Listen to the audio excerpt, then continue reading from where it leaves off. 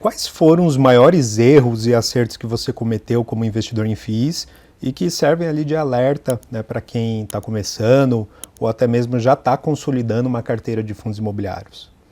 Deixa eu ver, o meu maior erro foi ter começado tarde. Né? Eu não me considero um investidor muito bom até o momento que eu entrei para a Bolsa. Antes disso era poupança e CDI no banco. Não posso reclamar, funciona muito bem, mas não existem milionários da renda fixa, né? Não existem independentes financeiros da renda fixa. Um detalhezinho muito curioso esse, né? Mas então ter começado tarde foi um erro. Eu também já cometi aquele erro do comparar com os juros, né? Porque isso torna as suas atitudes pró-cíclicas e não anticíclicas, né? Você vai fazer operações que não são necessariamente boas. E esse foi um erro que eu não cometi, mas que eu vi centenas de pessoas ao vivo cometendo. Na primeira euforia que teve lá, que eu presenciei em 2008, eu tinha um chefe que mexia com bolsa. E era o esquisitão, né? Ninguém mais mexia com isso. Veio 2007, veio 2008, num saguão de 100 pessoas mais, virou um assunto de metade dessa população. Era no almoço, era durante o dia. Veio 2009, veio depois, crise. Daí, em vez de ser os 2 malucos que mexiam com bolsa, eram os 3, 4 malucos que mexiam com bolsa. O pessoal comete um erro muito triste, que é esperar estar com a carteira negativa para sair em prejuízo. Espera o prejuízo e sai. Eu vi isso acontecendo na euforia de 2008 com essa galera que eu trabalhava, na euforia de 11, 12 com essa galera que eu trabalhava. De quase 150 pessoas juntando as duas euforias, eu e mais um. Continuamos e alcançamos uma aposentadoria muito confortável ou independência financeira. Então esse é um erro muito, muito comum. Esperar para dar o prejuízo, para sair ou não persistir. De acerto, poxa, ler. Ler análise, ler relatório gerencial, que na época nem tinha relatório de análise, era só relatório gerencial. Esse foi de longe, o melhor acerto. Porque eu aprendia, me atualizava, evitava problemas evitáveis, nem todo problema é evitável, mas alguns eram. E alguns eram anunciados em relatório. E as pessoas, por não lerem, não os evitavam. Esse de longe foi o maior acerto, ler.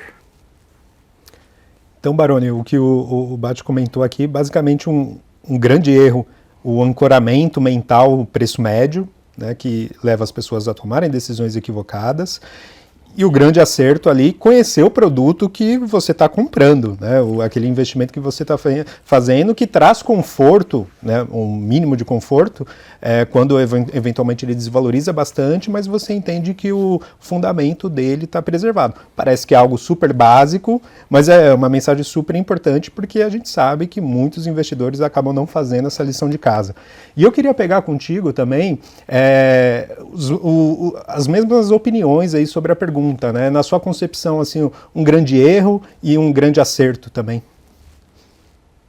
Vamos lá, é difícil a gente conseguir parametrizar isso, né? Ainda mais depois disso que o André falou. Acho que ele já conseguiu colocar o erro e o acerto mais comum aí dos investidores. Mas, em complemento aqui, eu acho que o André trouxe, eu acho que o grande erro do investidor é talvez não entender especificamente qual é a natureza de um produto imobiliário.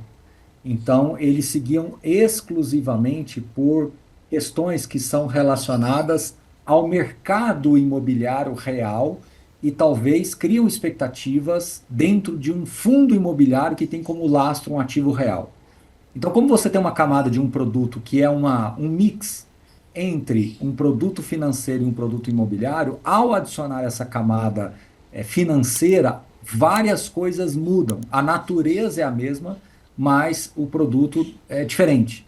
Então, alguns investidores começam a investir em fundos imobiliários sem realmente ter uma definição mais exata do seu perfil, da leitura correta do produto, da expectativa, da dinâmica do produto, de como esse produto se sustenta, como é que ele é criado, como é que ele é mantido, onde pode surgir realmente os riscos específicos. Então, esse estudo que o André falou é um estudo no sentido mais de entender a dinâmica do fundo em si.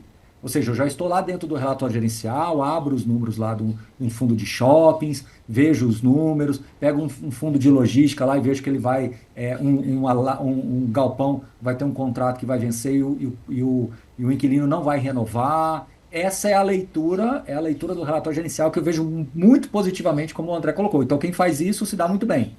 Agora, vamos fazer o caminho ao contrário aqui.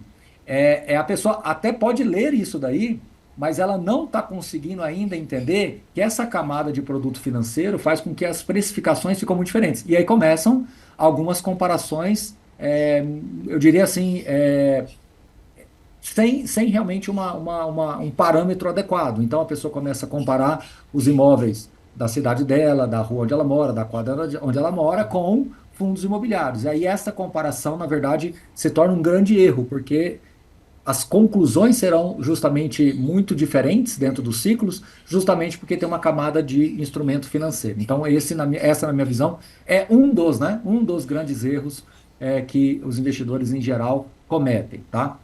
Quando a gente traz agora para acertos, olha, por mais que nós assim, estejamos aqui dentro de um cenário de juros altos, etc., nós temos hoje mais de 2 milhões de investidores. Né? O último boletim era mais perto de 2 milhões e 700, mas já tem um tempo que esse boletim não é atualizado.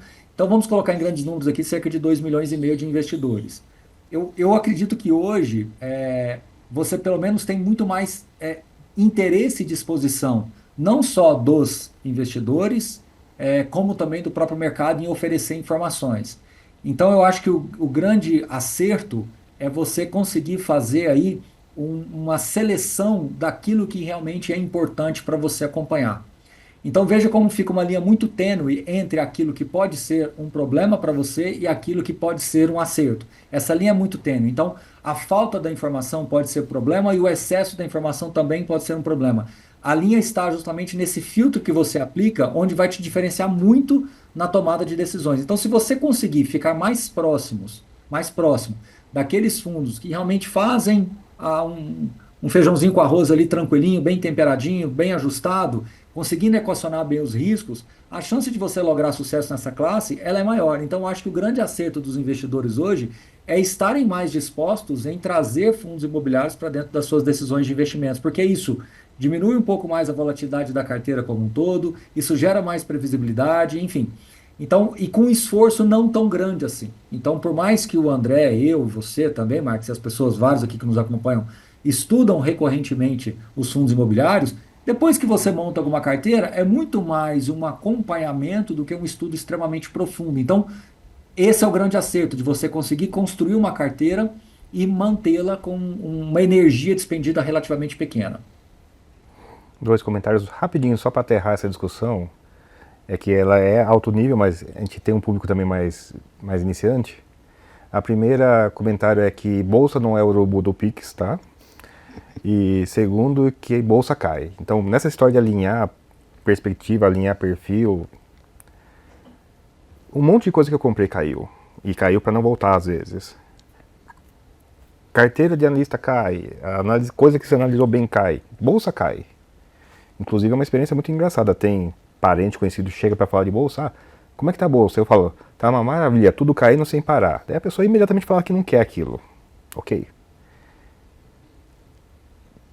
Juntar um negócio que não é um urubu do Pix, né, na piada, mas juntar a persistência com perfil é difícil. Porque a pessoa tem que saber que a bolsa varia, renda variável. Não, bolsa cai.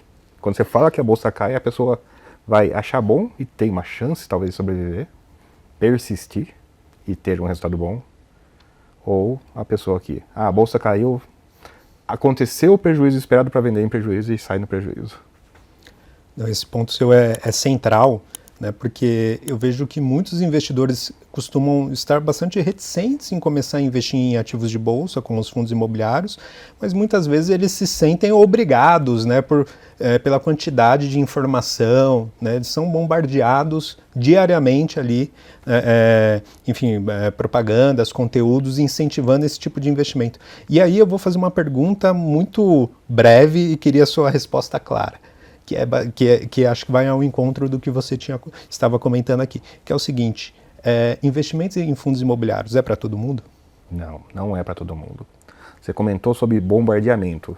Agora que está na fase triste, está todo mundo reclamando. Na fase da euforia, meu amigo, não se fala de outra coisa.